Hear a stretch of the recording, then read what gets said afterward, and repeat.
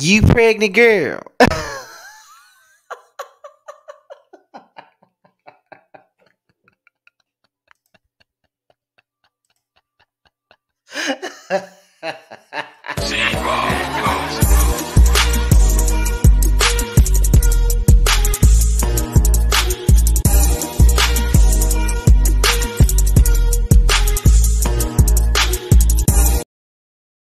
And what's going on, you guys? It's be your boy Scotty by Nature TV, and we're here for my late ass review for Chasing Atlanta Season 5, Episode 3. What's going on, you guys? I know this review is late, but listen, I have a whole lot of shows to review, plus gossip videos that takes up my time. So videos like the come up and Chasing Atlanta, they come late at this point because I have so many videos on my plate right now. So just bear with me on this, okay?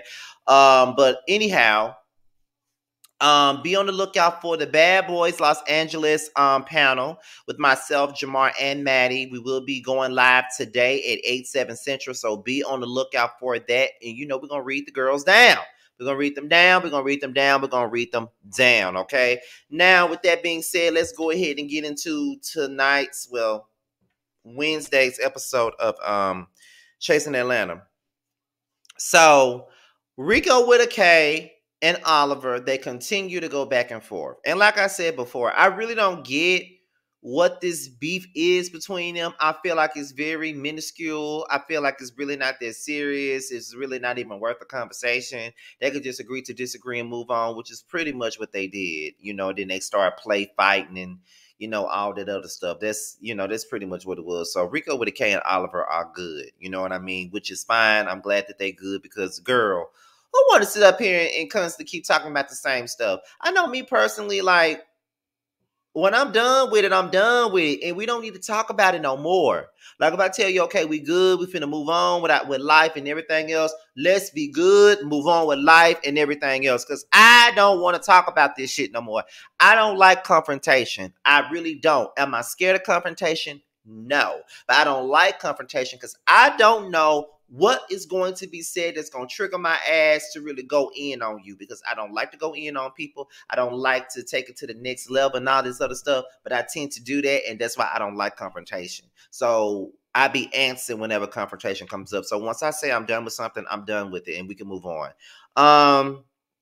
So Kendra has a trans girl meeting. I thought that was a good thing. You don't really see stuff like that on these web series like that. Like, you don't see that. And like Kendra's evolution from season 3 till now has been amazing to see. You know, when Kendra first came on Chasing Atlanta, I really wasn't feeling Kendra.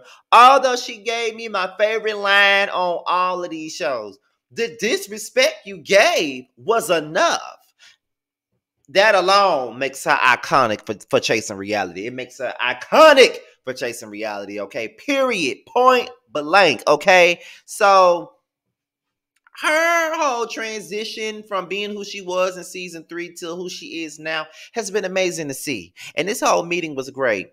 Kendra exposed her life as an escort, as a trans woman. She had to do what she had to do. And then Willa turned around and she exposed her life as an escort. So I never realized, like, a lot of trans girls go into this escort life, and none of them are proud of being an escort, but they did what they had to do to be able to eat. And, I don't judge people like that. Long as you honest and you stand firm in your word and you just stand up for what you said or did or whatever mistake you made, I'm good with you. Like, I can respect a person that can just say, listen, I did what I did.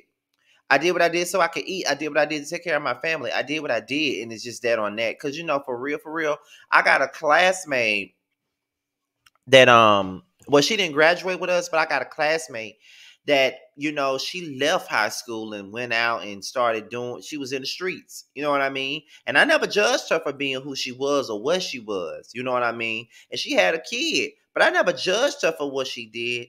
She did what she felt she needed to do. Would it be something that I would have wanted my sister to do? No.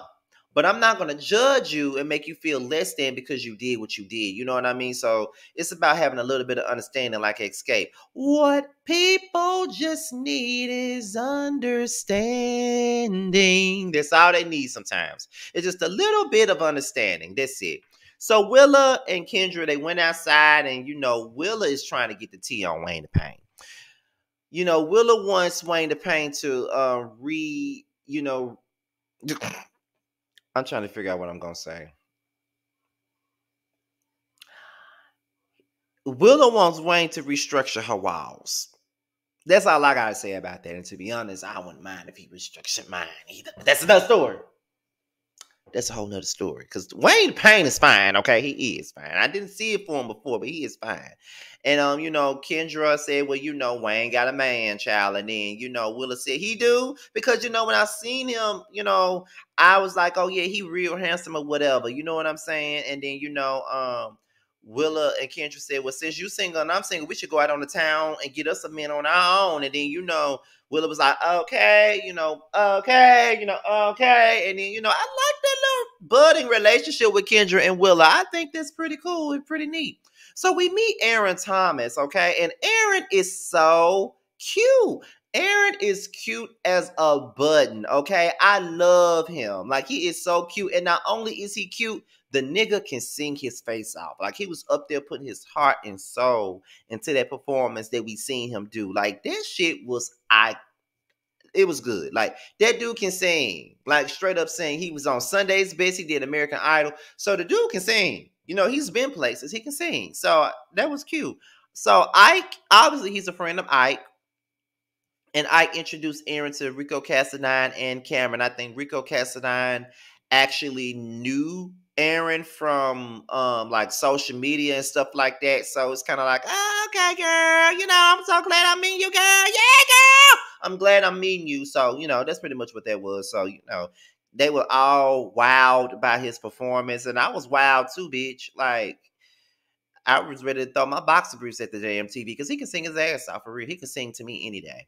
Oliver and Q, which is his boyfriend, and they started talking about Oliver's spiritual growth and how much he's changed over the last year and how things have, turned into something else for him, and he's able to do different things in life and stuff like that. And then he started talking about the mess with Troy and Cameron and Dominique, and he started reading the shade in them and don't understand why the fuck they still keeping up shit. You know what I mean? And it's just like Q looking at Oliver like, I love you, baby, but I don't give a fuck about these punks. I love you, baby, but I don't care about talking about these punks. Like, I don't care. Like, why you talking to me about these punks, baby? I don't give a fuck. You know what I'm saying? Like, that's what it came across as. So then Troy, he hosts a pop-up show.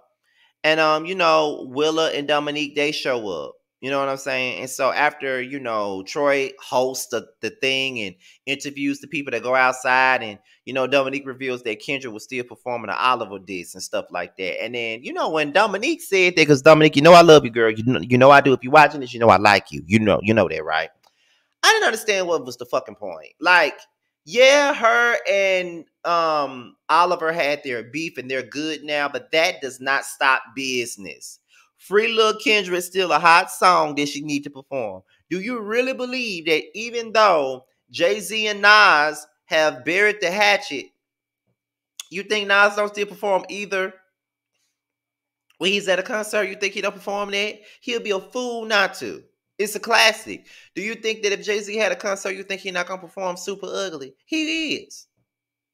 He'll be a fool not to. Some of his best records. So no.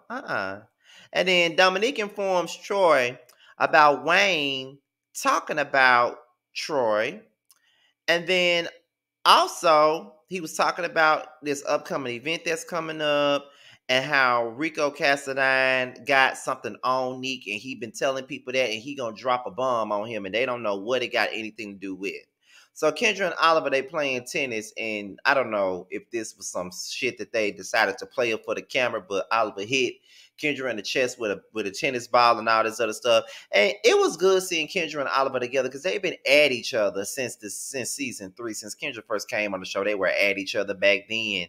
And I was just like, girl, what gives? Y'all really might as well go on to be friends, and it looked like they good as friends. Kendra was talking about her family problems. Oliver was talking about his mama that's sick, and then they started talking about the new people that's in the group and how, they're ready to see what they bring to the group and stuff like that. So then Ant and Neek, I feel like they was having the realest conversation on the show. They was talking about the things that's been going on in their relationship and how it's been affecting them. Ant's father died days before his birthday. Both of them are working hard. They don't get to have sex. They don't get to do anything. So sometimes the outside world and the stresses of the things that you deal with on a day-to-day basis can take a toll on your relationship, regardless of how happy you are with the person. It can take a toll. They're not physical with each other. They don't see each other as much. They're always tired, and he's grieving. So there's a lot to come with that. So I definitely understand. But I'm glad that Dominique is showing that regardless of how great his relationship is with Ant, he's still showing the good, the bad, and the ugly, and how ugly it can be. So shout out to Ant and Dominique. We all aspire to have relationships like that. Jay, Willa, Kendra, and Drew Friday. Now, Jay Amore has a photo shoot, and that's why they're there. Drew doesn't. Drew was basically saying that, in the year 2020, he had time to think while the pandemic was going on, and he didn't know what his gender was. He didn't know if he wanted to be trans or just be a regular boy. He thought that he felt a difference when he would dress up in girls' clothes, and that's why he thought that he wanted to be a woman. But come to find out, I'm a boy, and I just like to dress up like a girl. That's pretty much what that was for Drew Friday. Now, Willa asked Kendra about Troy. Kendra said she loved Troy. There's no issue. Jay was talking about his shoe line, and has like gold bottoms. It won't be no red bottoms this time around. It's all gold bottoms, and he wants Kendra, Willa, and Drew to be his first trans models, and they all are down for it. You know what I mean? So it's Rico with a K's Media Day. And all of the media and correspondents were there. Me and Jamar was supposed to be there, but Jamar was there, but I could not be there. I had just came back from vacation, so of course I couldn't come. And I'm really pissed that I couldn't come, but whatever. So after that's over with, Dominique brings Troy and Drew Friday some Wayne tea, basically telling them how Wayne posted Troy's picture on Instagram and all this other stuff. Troy was having an HIV awareness event and asked Drew Friday to be a part of it, and Drew Friday was ecstatic to be a part of it, but also revealed that he is HIV positive. And they did not take him any type of way. They didn't look at him like he was nasty or disgusting. They looked at him like he was a real person. And that's my thing. I wish people would look at those who may be living with HIV to be a little bit more cognizant of how you make a person feel. They got HIV, they're HIV positive. Okay, so the fuck what? It doesn't make them any less of a person. It doesn't make them any less of a good person because they got HIV. It does not matter. I'm still gonna rock with you. You know what I mean? So it is what it is. There were some people that were close to me that has HIV. Do you think I'm gonna look at them any different? I dated a man that had HIV. Do you think I'm going to look at anybody different? No, because your status doesn't define you. You know what I'm saying? So no, I would never look down on anybody for having HIV, period. So shout out to Drew, because that was very courageous of him to even put that out there on Front Street. There's a spa day, and